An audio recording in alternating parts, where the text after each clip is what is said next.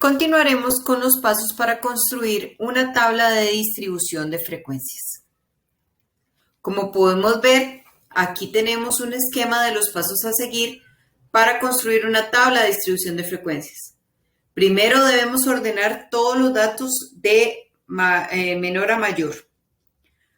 Podemos hacerlo por medio de Minitab o por medio de Excel, también no hay ningún problema. Posteriormente vamos a determinar el rango de estos datos, donde la fórmula va a ser el dato máximo menos el dato mínimo encontrado. Posteriormente vamos a determinar el número de clases. Este número de clases se va a determinar como K y va a ser determinado por la ley de Sturges o la regla de Sturges, que nos dice que es 1 más 3.3 logaritmo en base 10 de n, donde n va a ser la cantidad de datos. El valor de K debe ser redondeado normalmente. Si tenemos, por ejemplo, 3.6, entonces el número de clases va a ser 7. Si tenemos 6.4, va a ser 6. Ahora, posteriormente vamos a calcular el intervalo de clase y que va a ser igual al rango entre el número de clases determinado en el paso anterior. Este i debe ser redondeado hacia arriba y a la misma cantidad de decimales que tienen los datos. El paso número 5 es determinar el nuevo rango, o en alguna literatura determinado como rango propuesto. Este va a ser igual al intervalo de clase determinado en el anterior por el número de clases.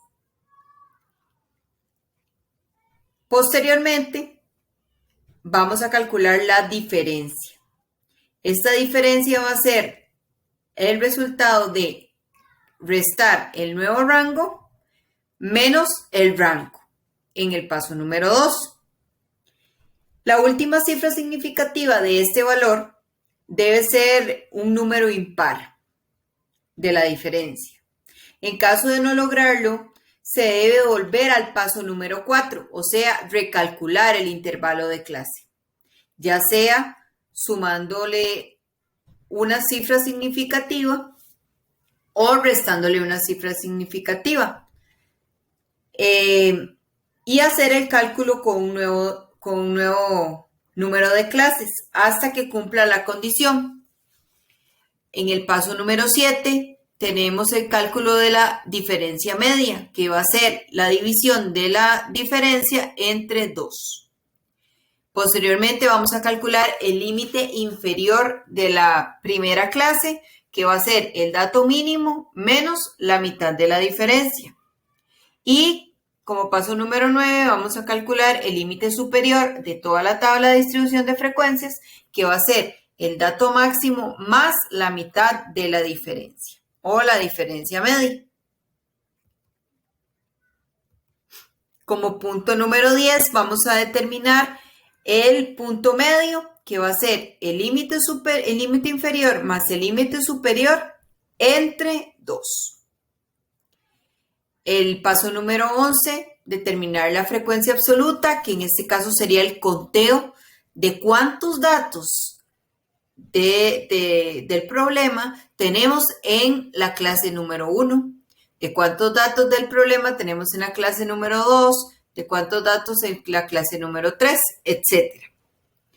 Después calcularemos en el paso número 12 la frecuencia absoluta acumulada, que va a ser el acumulado de la frecuencia absoluta por fila. Es decir, en la clase 1 con la clase 2 y así sucesivamente. Posteriormente vamos a calcular la frecuencia relativa, que va a ser la división de la frecuencia absoluta entre el número total de datos. Y por último calcularemos la frecuencia relativa acumulada, que va a ser la frecuencia absoluta acumulada entre el número de datos.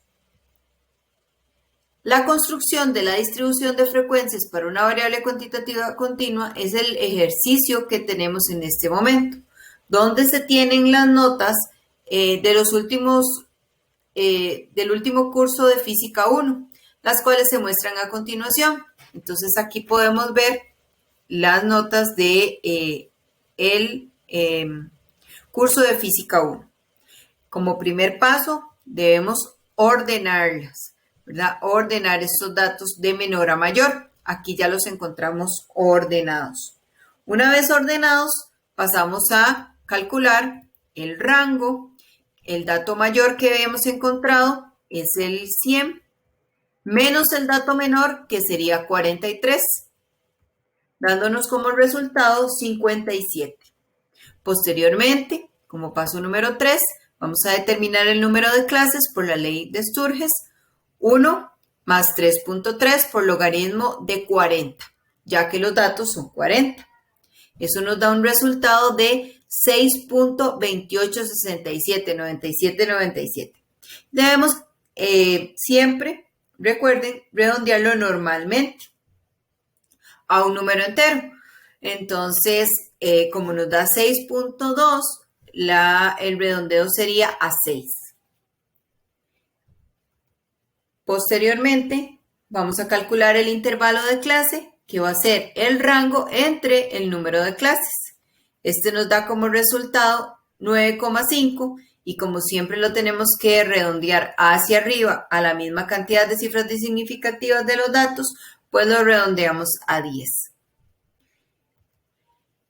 Después vamos a calcular el rango propuesto o nuevo rango, en el cual va a ser el intervalo de clase por el número de clases.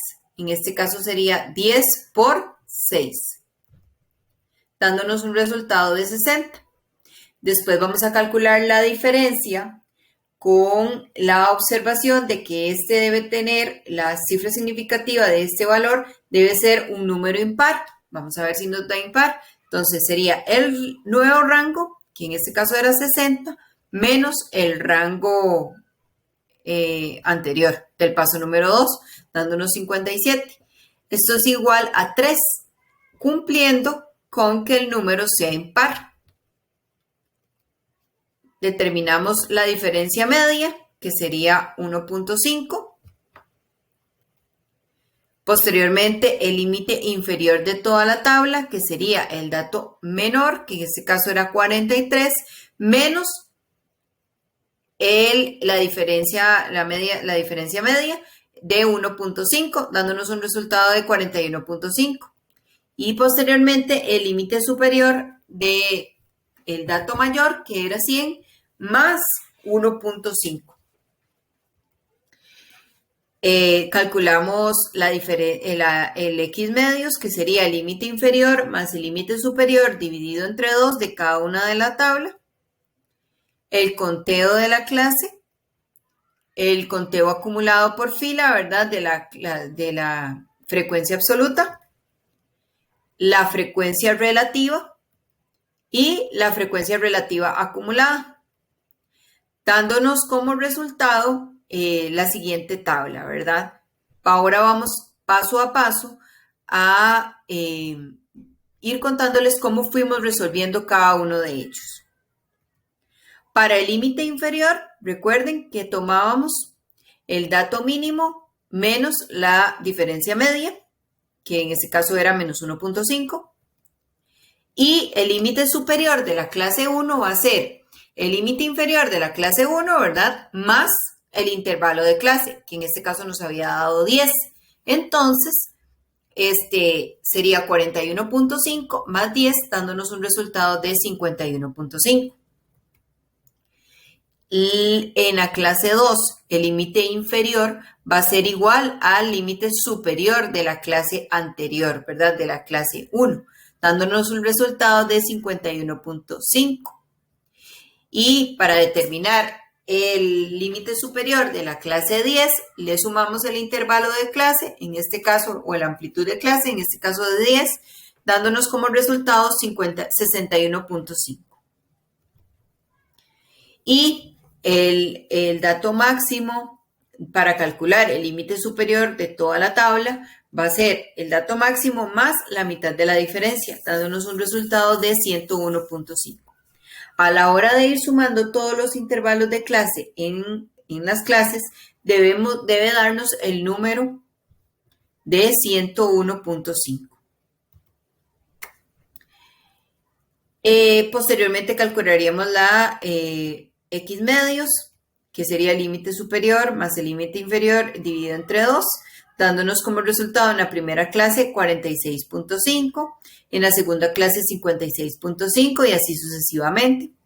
Otra manera es calcular el primer X medios, o sea, el primer de la clase 1, y sumarle el intervalo de clase a las clases posteriores.